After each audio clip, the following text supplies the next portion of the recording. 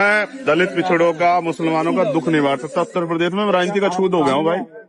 बिना बताए जाऊंगा, सिर्फ कम लोग साथ तो भी मुसीबत है, मैं बता के जाऊंगा तो भी मुसीबत। अकेले मुझे ही रोकना है, वरना मेरठ में बीजेपी के सारे नेता बैठे थे परिवार के यहाँ से जा जाके अकेला मैं बच गया हूँ जो मिलने नहीं जा सकता। मेरा कत्ल करवा दो, सरकार से कहो, क्योंकि जब तक मैं जिंदा जब तक तो बोलता रहूंगा इनके लिए भाई। ठीक है, मुझे फांसी चढ़ा दो, लेकिन मैं इनको मरने नहीं दूंगा। जिस तरह से यहाँ जुल्म हो रहा है ना, जुल्म के खिलाफ लड़ूंगा मैं। ठीक है, कोई फर्क नहीं पड़ता मुझे। एक बार पैदा हुआ आदमी एक बार मरेगा, ठीक है, लेकिन अपने लोगों को मैं यहाँ धरती पे नहीं गड़ने दूंगा। ठीक है, मैं उनके लिए खड़ा 24 घंटे। अब आप पूछो इनसे क्यों रोक रहे हैं मुझे? यहाँ की तो घटना भी नहीं, क्यों भाई? तो घटना भी नहीं। ये मुझे जितना दबाएंगे उतने मेरे लोग जो है ना धरती फाड़ के निकलेंगे, याद रखना मेरी बात। तो जितने मुझे दबा ले, जितना जोर लगता हो लग ले। 2 गाड़ियों से जा रहा था उस परिवार से मिलने के लिए, रोक के खड़े हो गए। अच्छा, तो मेरा कत्ल करके मुझे फांसी चढ़ा दो यार। आप सभी साथियों को क्रांतिकारी नमो बुधाय, जय भीम, जय भारत, जय संविधान। मैं रमनुजरन और आप देख रहे हैं अध्यात्म पावर। साथियों, आज 17 जनवरी 2026 है और आज से ठीक 10 साल पहले यानी 17 जनवरी 2016 को एक होनहार दलित छात्र ने सुसाइड कर लिया था। शायद आपको याद होगा साथियों। अगर आपको याद नहीं है तो हम आपको बता दें कि हैदराबाद केंद्रीय विश्वविद्यालय का पीएचडी का छात्र रोहित वेमुला जो जातिवाद का शिकार होकर आत्महत्या कर लिया था। साथियों, रोहित वेमुला को 10 साल हो गए आत्महत्या किए हुए, लेकिन आज भी रोहित वेमुला को इंसाफ नहीं मिला। रोहित वेमुला जैसे हजारों ऐसे छात्र होंगे जो जातिवाद का शिकार होंगे। आपको बता दें साथियों कि Bhim army chief Azad Samaj party के राष्ट्रीय अध्यक्ष व नगीना सांसद चंद्रशेखर आजाद ने रोहित वेमुला को याद करते हुए एक पोस्ट किया था। आखिर भीम आर्मी चीफ चंद्रशेखर आजाद ने रोहित वेमुला को याद करते हुए क्या पोस्ट किया था, चलिए मैं आपको सुनाता हूं। दोस्तों, आप देख सकते हैं यहाँ पर भीम आर्मी चीफ चंद्रशेखर आजाद ने पोस्ट करते हुए लिखा है, भाई रोहित वेमुला की शहादत को सत सत नमन। उनका सुसाइड नोट सिर्फ एक पत्र नहीं बल्कि जातिगत भेदभाव के खिलाफ लड़ रहे लाखों युवाओं की आवाज़ है। आपकी शहादत ने हमें अन्याय के खिलाफ खड़े होने की ताकत दी। आप सदैव हमारे दिलों में जीवित रहेंगे। तो यहाँ पर भीम आर्मी चीफ चंद्रशेखर आज़ाद ने पोस्ट करते हुए किस तरह से रोहित वेमुला को याद किया है।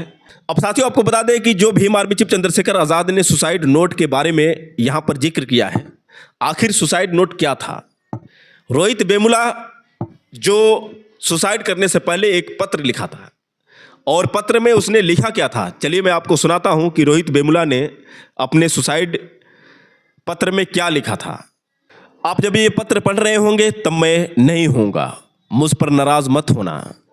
मैं जानता हूँ कि आप में से कई लोगों को मेरी परवाह थी। आप लोग मुझसे प्यार करते थे और आपने मेरा बहुत ख्याल भी रखा।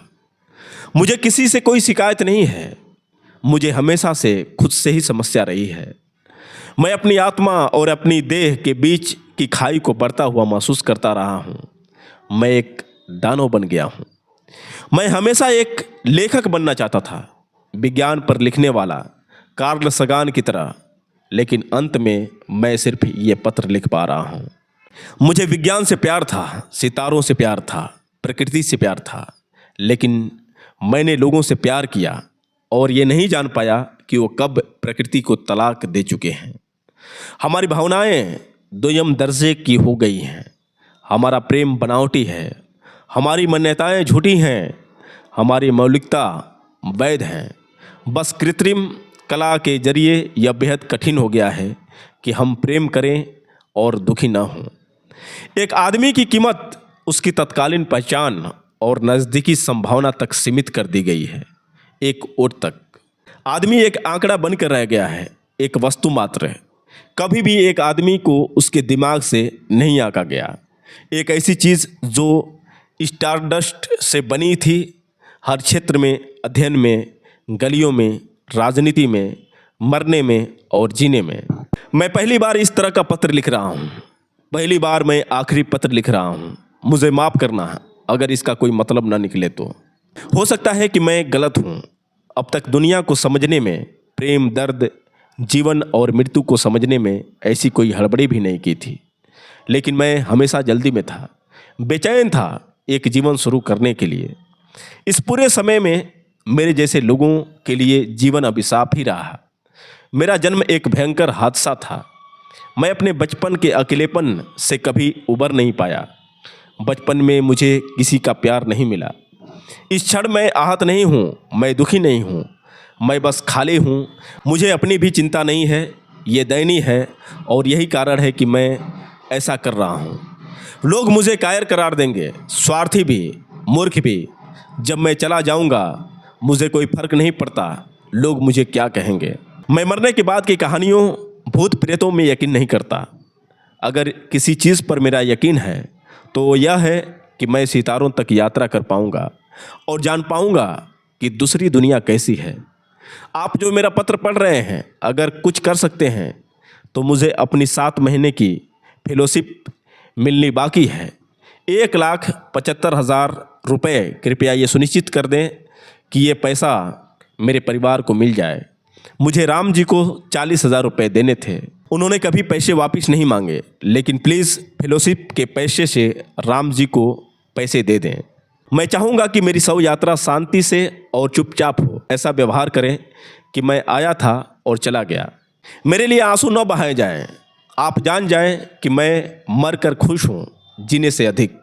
छाया से सितारों तक।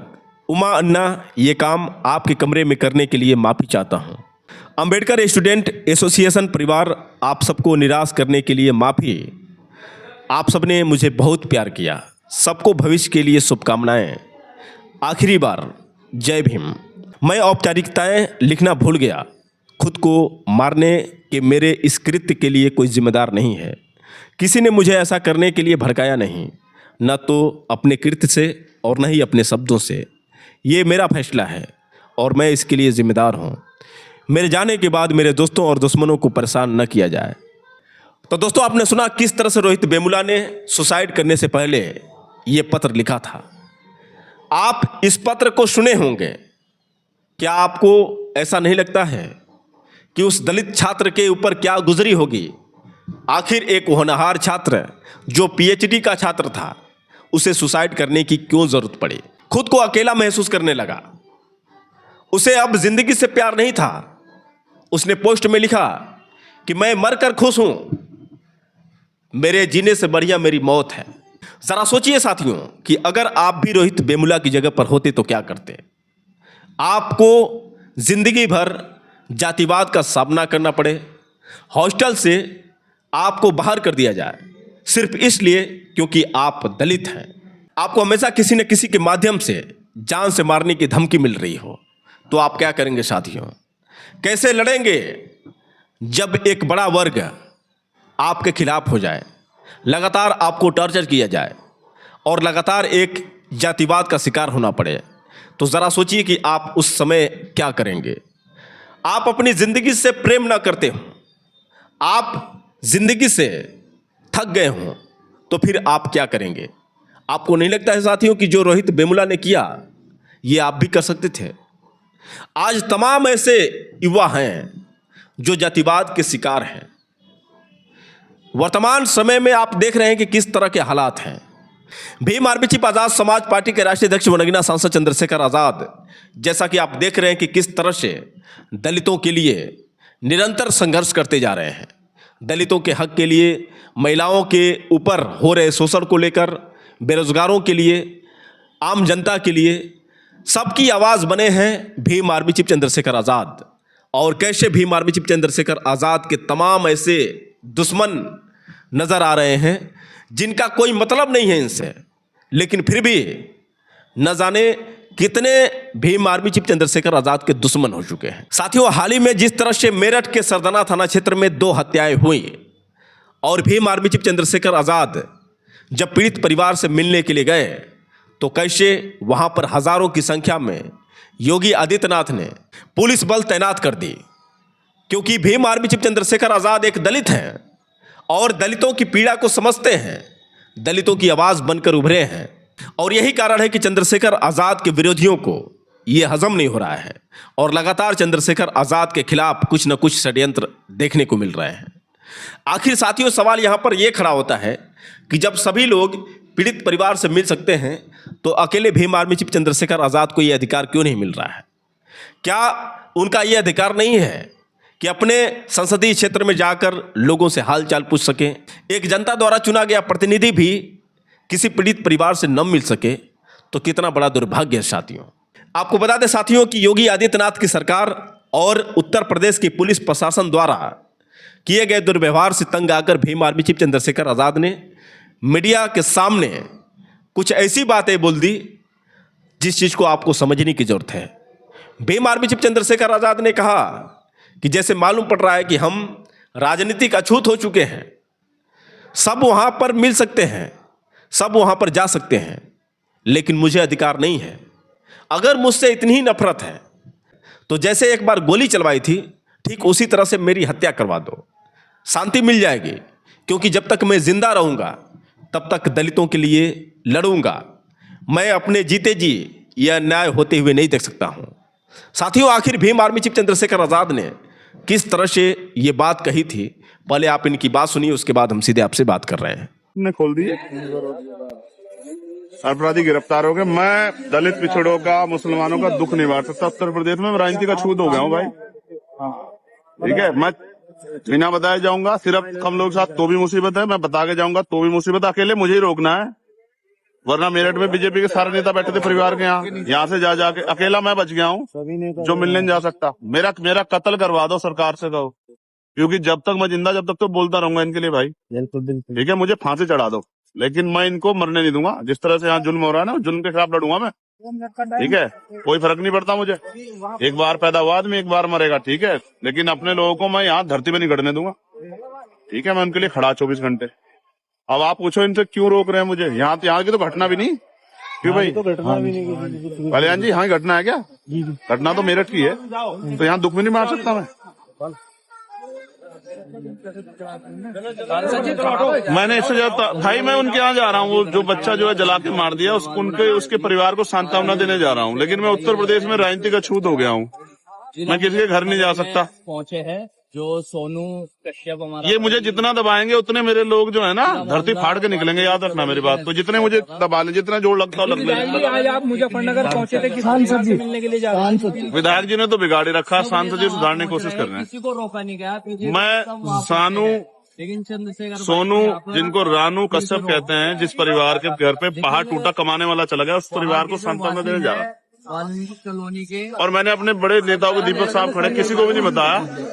2 गाड़ियों से जा रहा था उस परिवार से मिलने के लिए, रोक के खड़े हो गए। तो फिर तो घर से भी निकलना भाई। हाँ, तो मैं यही कह रहा हूँ कि इससे अच्छा तो मेरा कत्ल करके मुझे फांसी चढ़ा दो यार, क्योंकि जब तक मैं जिंदा रहूंगा तब तक तो बोलता रहूंगा। इन पे एक ही रास्ता है, क्या तो मैं यहाँ दलित पिछड़े मुसलमानों को मरने दूं, और अगर मैं उनकी आवाज उठाऊंगा, चाहे बुढ़ाना का हो चाहे यहाँ का, तो मुझे रोक के जाने नहीं देंगे। बस ये है लड़ाई। तो दोस्तों, आपने सुना किस तरह से भीम आर्मी चीफ चंद्रशेखर आज़ाद ने उत्तर प्रदेश सरकार यानी योगी सरकार और पुलिस प्रशासन से तंग आकर इस तरह की बातें मीडिया के सामने बोल दी। आपको नहीं लगता है साथियों कि कहीं ना कहीं भीम आर्मी चीफ चंद्रशेखर आज़ाद जो बात कर रहे हैं दिल से कर रहे हैं? ये कोई फिल्मी डायलॉग नहीं है साथियों, ये समझने के लिए काफ़ी है। ठीक जिस तरह से बाबा साहब डॉक्टर भीमराव अंबेडकर के साथ भेदभाव किया गया, वैसे ही यहाँ पर भीम आर्मी चीफ चंद्रशेखर आज़ाद के साथ भेदभाव देखने को मिल रहे हैं। लेकिन जिस तरह से बाबा साहब डॉक्टर भीमराव अंबेडकर ने हिम्मत नहीं हारी, ठीक उसी तरह से भीम आर्मी चीफ चंद्रशेखर आज़ाद भी लड़ने की क्षमता रखते हैं, हिम्मत हारते नहीं हैं। लेकिन इसके बावजूद साथियों, जिस तरह से उनके साथ दुर्व्यवहार किया जा रहा है, कहीं ना कहीं भीम आर्मी चीफ चंद्रशेखर आज़ाद ने गुस्सा होकर ये बातें बोल दी। वैसे साथियों, आपको बता दें कि जिस तरह से भीम आर्मी चीफ चंद्रशेखर आज़ाद के साथ दुर्व्यवहार हो रहा है, ठीक उसी तरह से रोहित वेमुला के साथ हुआ, और ना जाने कितने लोग होंगे जिनके साथ इस तरह के भेदभाव होते होंगे। अब साथियों, आपको बता दें कि कांग्रेस के मुखिया यानी राहुल गांधी ने भी रोहित वेमुला के इस शहादत दिवस पर पोस्ट किया है, और उन्होंने पोस्ट करते हुए क्या लिखा है, चलिए मैं आपको सुनाता हूं। आज रोहित वेमुला को गए 10 साल हो गए, लेकिन रोहित का सवाल आज भी हमारे सीने में धड़क रहा है। क्या इस देश में सपने देखने का हक सबको बराबर है? रोहित पढ़ना चाहता था, लिखना चाहता था, विज्ञान, समाज और इंसानियत को समझकर इस मुल्क को बेहतर बनाना चाहता था, लेकिन इस व्यवस्था को एक दलित का आगे बढ़ना मंजूर नहीं था। संस्थागत जातिवाद, सामाजिक बहिष्कार, रोज रोज की बेइज्जती, औकात दिखाने वाली भाषा और अमानवीय व्यवहार, यही वह जहर था जिसने एक होनहार युवा को उस मुकाम तक धकेल दिया जहां से उसकी गरिमा छीन ली गई और उसे अकेला कर दिया गया। और आज दलित युवाओं की हकीकत क्या बदली है, कैंपस में वही तिरस्कार, हॉस्टल में वही अलगाव, क्लास में वही कमतर समझना, फिर वही हिंसा और कभी कभी वही मौत, क्योंकि जाति आज भी इस देश का सबसे बड़ा एडमिशन फॉर्म है। इसलिए रोहित वेमुला एक्ट कोई नारा नहीं, एक ज़रूरत है, ताकि शैक्षणिक संस्थानों में जातिगत भेदभाव अपराध बने, दोषियों पर सख्त कार्रवाई हो और किसी भी छात्र को उसकी जाति के नाम पर तोड़ने, चुप कराने और बाहर करने की छूट खत्म हो। यह लड़ाई सिर्फ संसद की नहीं, यह लड़ाई कैंपस की है, युवाओं की है, हमारी है।